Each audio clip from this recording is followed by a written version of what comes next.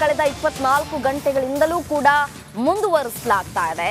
ನಾಗೇಂದ್ರ ಬಂಧನ ಫೇಕ್. ಈಗಾಗಲೇ ನಾಗೇಂದ್ರ ಪಿಎ ಹರೀಶ್ ಬಂಧನ ಆಗಿದೆ.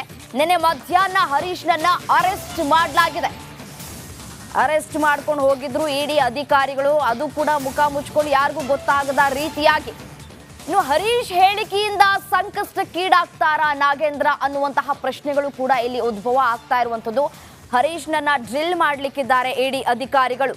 ಇದೇ ವಿಚಾರಕ್ಕೆ ಸಂಬಂಧಪಟ್ಟಂತೆ ಮತ್ತಷ್ಟು ಡೀಟೇಲ್ಸ್ ಕೊಡ್ತಾ ಹೋಗ್ತಾರೆ ನನ್ನ ಕಲೀಗ್ ವೀರೇಶ್ ನೇರ ಸಂಪರ್ಕದಲ್ಲಿದ್ದಾರೆ. ಏನು ವೀರೇಶ್, ಈಗಾಗಲೇ ಹರೀಶ್ ರವರ ಬಂಧನ ಆಗಿದೆ ಈ ಒಂದು ಹಗರಣಕ್ಕೆ ಸಂಬಂಧಪಟ್ಟಂತೆ.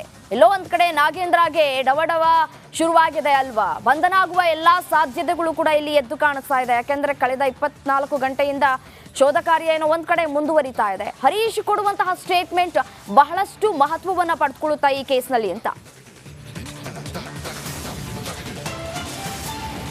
ರಮ್ಯ, ನಿಜ. ಯಾಕಂದರೆ ನಿನ್ನೆ ರಾತ್ರಿ ಸಹ ಏನೋ ಹರೀಶ್ರನ್ನ ನಾಗೇಂದ್ರ ಏನೋ ಡಾಲರ್ಸ್ಗಳನ್ನ ನಾಗೇಂದ್ರ ಮನೆಗೆ ಕರೆತಂದು ವಿಚಾರಣೆ ಮಾಡಿದ್ದಾರೆ. ನಾ ಪ್ರೆಸೆಂಟ್ ಈಗ ನಾಗೇಂದ್ರ ಮನೆ ಮುಂದೆ ಇದ್ದೇನೆ.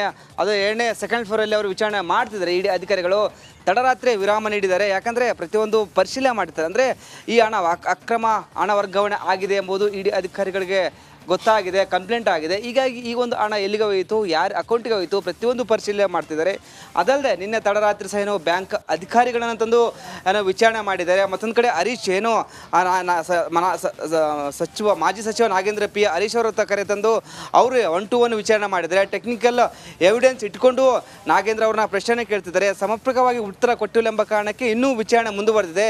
ಹಲವು ಕಡೆ ಸುಮಾರು ರಾಜ್ಯದ 18 ಕಡೆ ಏನು ಇಡಿ ಅಧಿಕಾರಿಗಳು ದಾಳಿ ಮಾಡಿದ್ದಾರೆ. ಅಂದರೆ ಈ ಒಂದು ಹಣ ವಾಲ್ಮೀಕಿ ನಿಗಮದ ಏನು ಅಕ್ರಮ ವರ್ಗಾವಣೆ ಹಣ ಅಂದರೆ 190 ಕೋಟಿ ಎಲ್ಲಿ ಹೋಯಿತು ಎಂಬುದು ಪ್ರಶ್ನೆ ಆಗಿದೆ.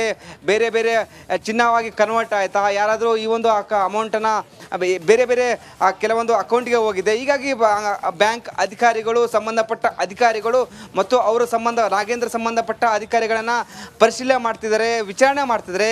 ಇದೀಗ ಹರೀಶರನ್ನು ಕರೆತಂದು ವಿಚಾರಣೆ ಮಾಡಿದ್ದಾರೆ.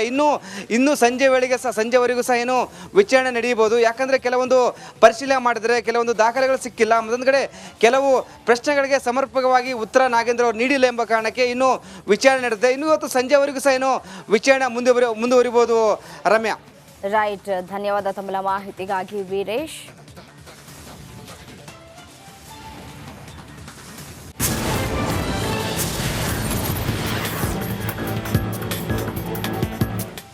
ರಿಪಬ್ಲಿಕ್ ಕನ್ನಡದ ಟಾಪ್ 30ಯಲ್ಲಿ ಅವೆಲ್ಲ ಸುದ್ದಿ ಇದೆ ಅಂತ ಹೇಳಿ ಒಂದೊಂದಾಗಿ ನೋಡ್ತಾ ಹೋಗೋಣ. ವಾಲ್ಮೀಕಿ ನಿಗಮ ಹಗರಣ ಕಾಂಗ್ರೆಸ್ ಶಾಸಕರಿಗೆ ಸಂಕಷ್ಟವನ್ನ ತಂದೊಡ್ಡಿದೆ. ಶಾಸಕರಾದ ಬಿ ನಾಗೇಂದ್ರ ಹಾಗೂ ದದ್ದಲ್ಗೆ ಇಡಿ ಅಧಿಕಾರಿಗಳು ಶಾಕ್ ಕೊಟ್ಟಿದ್ದಾರೆ. ಇಬ್ಬರ ವೈಯಕ್ತಿಕ ಕಚೇರಿಗಳು, ಶಾಸಕರ ಭವನ, ಮನೆಯಲ್ಲಿ ಅಧಿಕಾರಿಗಳು ತಲಾಶನ್ನ ಮುಂದುವರೆಸಿದ್ದಾರೆ. ಮಾಜಿ ಸಚಿವ ನಾಗೇಂದ್ರ ಪಿಎ ಹರೀಶ್ಗೂ ಇಡಿ ಅಧಿಕಾರಿಗಳು ಬಿಸಿ ಮುಟ್ಟಿಸಿದ್ದಾರೆ. ಸತತ 7 ಗಂಟೆಗೂ ಹೆಚ್ಚು ಕಾಲ ಹರೀಶ್ನನ್ನ ವಿಚಾರಣೆಗೆ ಒಳಪಡಿಸಿದ್ರು. ಶಾಂತಿನಗರ ಇಡಿ ಕಚೇರಿಯಲ್ಲಿ ಅಧಿಕಾರಿಗಳು ಹರೀಶ್ ಅವರನ್ನ ವಿಚಾರಣೆ ನಡೆಸಿದ್ರು.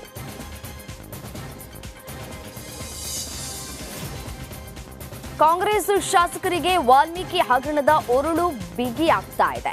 ಒಂದ್ ಕಡೆ ಬಿ ನಾಗೇಂದ್ರ ಹಾಗೂ ದದ್ದಲ್ ಮನೆಯಲ್ಲಿ ಇಡಿ ಅಧಿಕಾರಿಗಳು ಶೋಧ ಮಾಡ್ತಾ ಇದ್ರೆ, ಇತ್ತ ಅವರ ಆಪ್ತರಿಗೂ ಸಂಕಷ್ಟ ಎದುರಾಗಿದೆ. ಶಾಸಕ ದದ್ದಲ್ ಆಪ್ತ ಸಂತೋಷ್ನನ್ನ ಇಡಿ ಅಧಿಕಾರಿಗಳು ವಶಕ್ಕೆ ಪಡೆದುಕೊಂಡು ವಿಚಾರಣೆಯನ್ನ ಮಾಡಿದ್ದಾರೆ. ಅಜ್ಞಾತ ಸ್ಥಳದಲ್ಲಿ ಇಟ್ಟು ವಿಚಾರಣೆಯನ್ನ ನಡೆಸಿದ್ದಾರೆ. ವಾಲ್ಮೀಕಿ ಹಗರಣದ ಸಂಬಂಧ ಶಾಸಕ ದದ್ದಲ್ ಮನೆಗೆ ಇಡಿ ಅಧಿಕಾರಿಗಳು ದಾಳಿ ಮಾಡಿದ್ದಾರೆ. ಇದೇ ವೇಳೆ ದದ್ದಲ್ ಮಾಜಿ ಪಿಎ ಪಂಪಣ್ಣ ಮನೆಯಲ್ಲೂ ಅಧಿಕಾರಿಗಳು ಶೋಧವನ್ನ ನಡೆಸಿದ್ದಾರೆ. ರಾಯಚೂರು ನಗರದ ರಾಯಲ್ ಫೋರ್ಟ್ ಅಪಾರ್ಟ್ಮೆಂಟ್ನ ಪಂಪಣ್ಣ ಮನೆಯಲ್ಲಿ ಪಂಚನಾಮೆಯನ್ನ ನಡೆಸಲಾಗಿದೆ. ವಾಲ್ಮೀಕಿ ನಿಗಮದಲ್ಲಿ ನಡೆದಿರುವಂತಹ ಬ್ರಹ್ಮಾಂಡ ಭ್ರಷ್ಟಾಚಾರ ಹಗರಣ ಕಾಂಗ್ರೆಸ್ಗೆ ನುಂಗಲಾರದ ತುತ್ತಾಗಿದೆ. ಇಡಿ ದಾಳಿ ಬೆನ್ನಲ್ಲೇ ಕಾಂಗ್ರೆಸ್ನಲ್ಲಿ ತಳಮಳ ಶುರುವಾಗಿದೆ. ಸರ್ಕಾರದ ವಿರುದ್ಧ ಕೇಸರಿ ಪಡೆ ಕಹಳೆ ಮೊಳಗಿಸಿದೆ. ಈ ಬೆನ್ನಲ್ಲೇ ಸಿಎಂ ಸಿದ್ದರಾಮಯ್ಯ ರಿಯಾಕ್ಷನ್ ಕೊಟ್ಟಿದ್ದು, ಇಡಿ ತನಿಖೆಯಲ್ಲಿ ಸರ್ಕಾರ ಹಸ್ತಕ್ಷೇಪ ಮಾಡಲ್ಲ ಅಂದಿದ್ದಾರೆ. ಇಡಿ ಅವ್ರ ಕೆಲಸ ಅವ್ರು ಮಾಡಲಿ, ನಮಗೂ ನಾವು ಅದಕ್ಕೇನು ಇಟ್ಟು ಇಡಿ